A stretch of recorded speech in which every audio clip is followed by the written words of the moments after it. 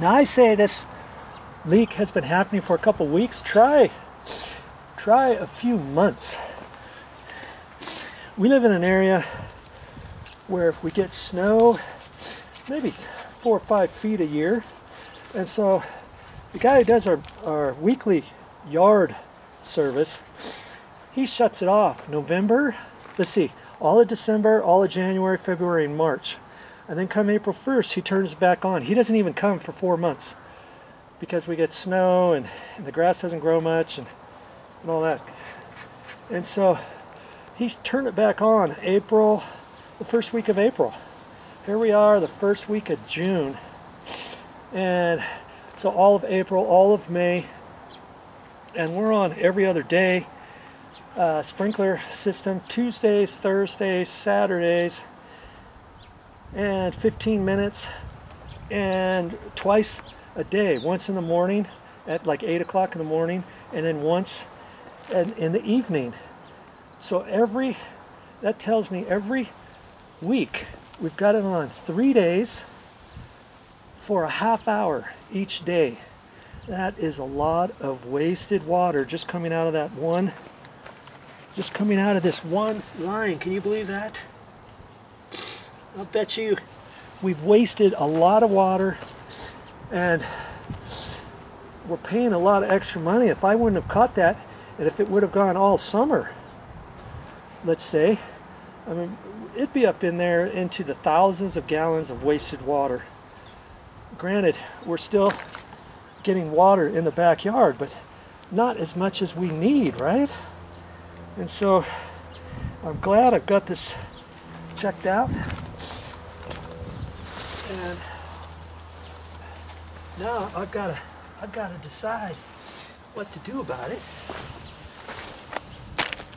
At first glance, I look at this overall area here. There could have been a plant there once upon a time, and somebody dug it out. It got dead. Somebody dug it out, and they figured they might have made the assumption, oh, there's a bubbler down there, but that's okay. We'll leave the bubbler. Ooh, look at that big. You see him? Look at him. Ah, it's a big lizard right there. At first, when it crawled through, I thought it was a mouse. But they probably made the assumption, I'm guessing here, they might have made the assumption, oh, that's got a bubbler on it. And we don't know exactly where it is. We can't find it. We'll just leave the bubbler down there. There's this big tree, this cherry blossom tree here. And if anything, we're only going to get a little water wasted in there, and that'll help saturate all the roots to this tree, even though we already had a bubbler, 1 or 2 bubblers around this tree. And they probably left it because they couldn't find it. And they made a wrong type of assumption, didn't they? Because maybe when they dug it up, somehow when they pulled that whole thing out of there, the bubbler ripped off the end because it was caught up in some roots or something and they didn't see it. And they thought, oh, no biggie. Well, it is a biggie. And stuff like this, you check out in your yard. If you see any little areas that look kind of suspect, kind of like I did there, you're going to have to check it out. Yeah, I didn't have to dig it as much had I just seen that line sticking out right there. I could have followed that over, but I made the incorrect assumption that it was coming up this way, that maybe it was tied into this, and it wasn't. And there you go. But hey, it took me an extra, what, 15-20 minutes to find that out. I'm glad I found it out now. And so now I've got to decide, do I want to just put a cap on the end of that, or do I want to dig this back a little bit, see if I can't find the main trunk line? I could put a cap in the main trunk line, or I can cut this piece off a little bit shorter, let's say, and I could put a cap on this pipe, knowing that later if I put a plant in here, I've got this.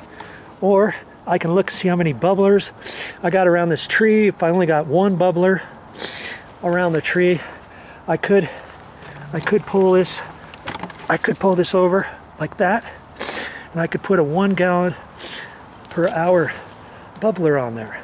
Lots of things you can do. good thing is you get to make the decision.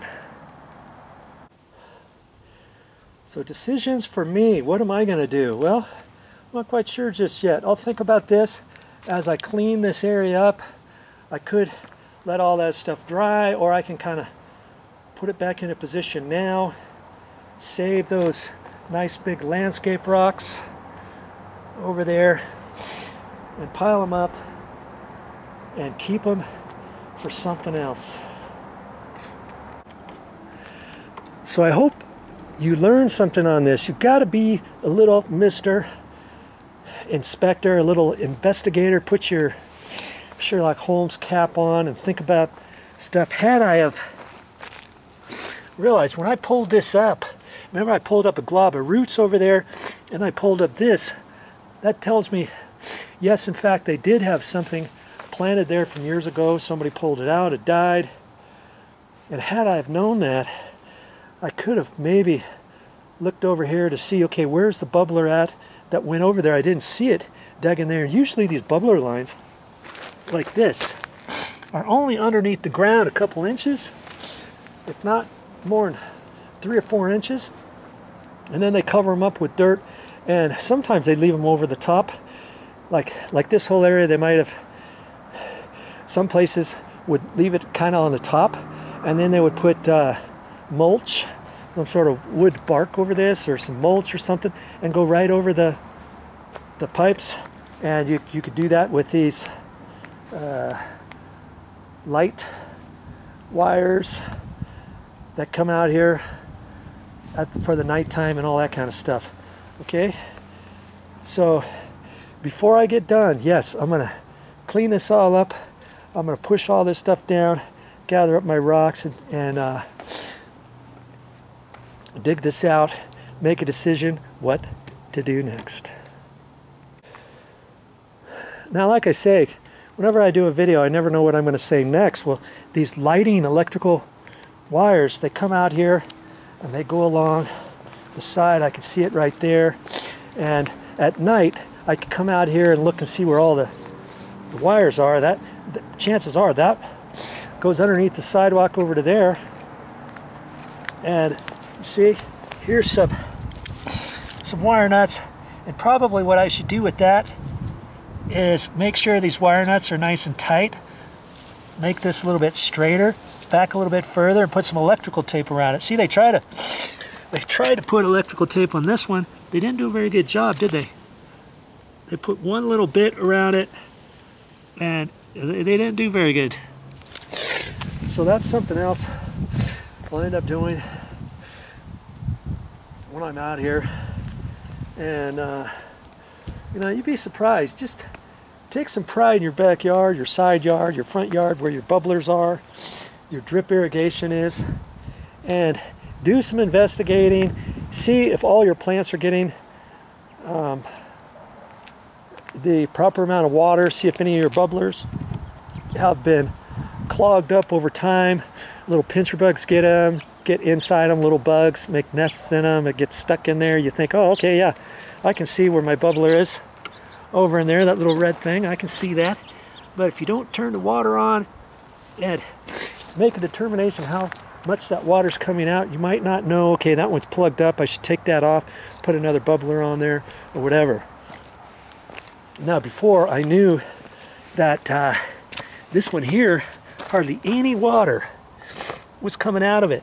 So before I turn the water back on, I'm going to also pull that off and see if I can put a little wire in there, clean it out. I don't know what's in this little round goodie, if there's a little diaphragm in there, but I'm going to try to blow this out and clean it out, put it back on there, and see if it works before I make the assumption, okay, I'll just go ahead and cut that off and put on a new one.